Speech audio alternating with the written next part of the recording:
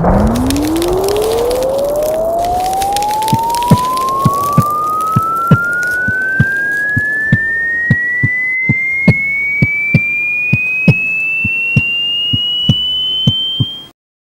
Mas Bos, berjumpa lagi. Kali ini kita mencoba melirik sedikit tentang sejarah perancang amplifier kelas D. Sopo sing ngeruh, momomo.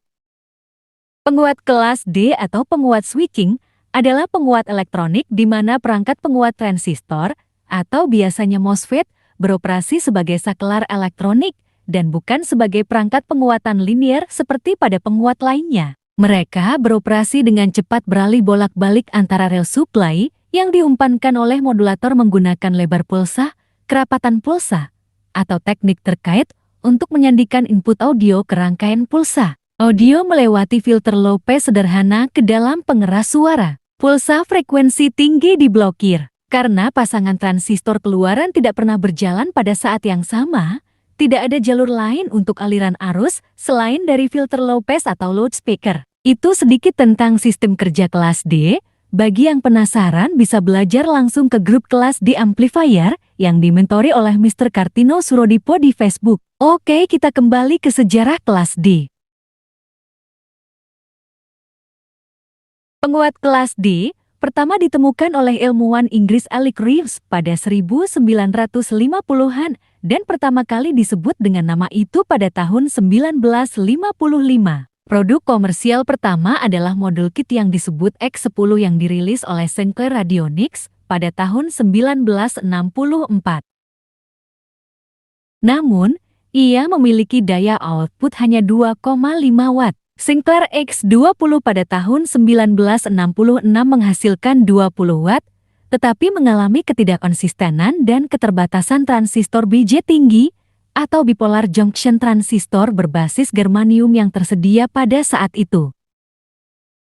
Akibatnya, amplifier kelas D awal ini tidak praktis dan tidak berhasil. Penguat kelas D yang praktis kemudian diaktifkan oleh pengembangan teknologi MOSFET atau transistor efek medan logam oksida semikonduktor berbasis silikon.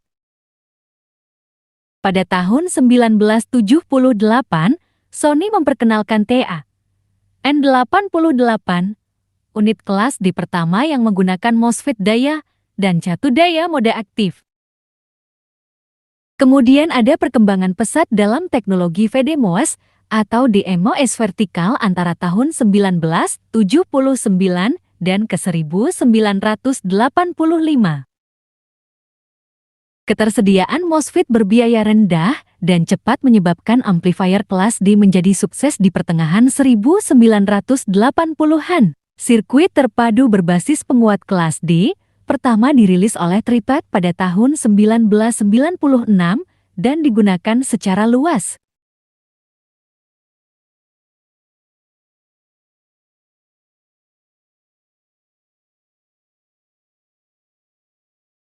Dan untuk perkembangan amplifier kelas D, di Indonesia sendiri sudah lebih dari 15 tahun yang silam, pada awalnya banyak kalangan yang tidak tertarik akan kelebihan amplifier ini, dan kisaran tahun 2013 yang silam, terbentuklah grup Facebook sebagai wadah diskusi dan pengembangan.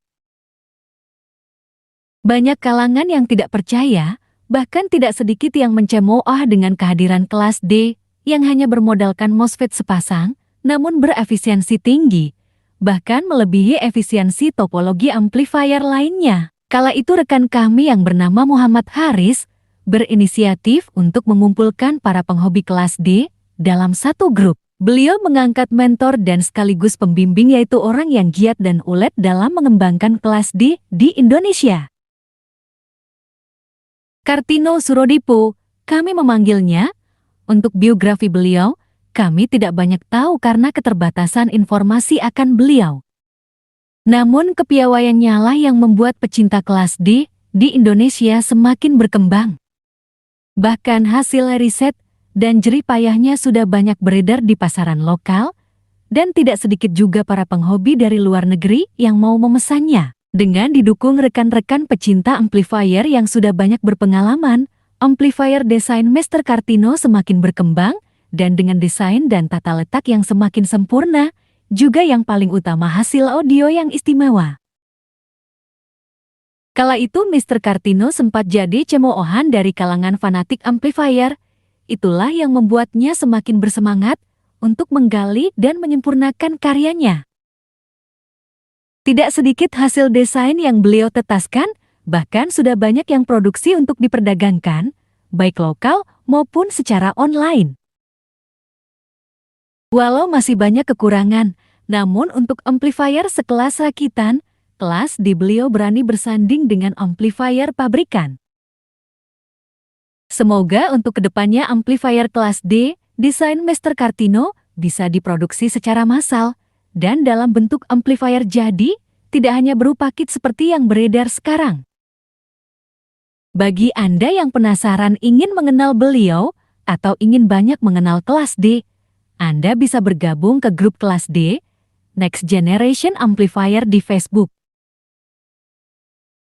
Itulah sekelumit kisah tentang perkembangan amplifier kelas D di Indonesia, versi audio Semproel. Kalau ada kekeliruan, harap diluruskan. Semoga menginspirasi. Terima kasih banyak. Salam amplifier.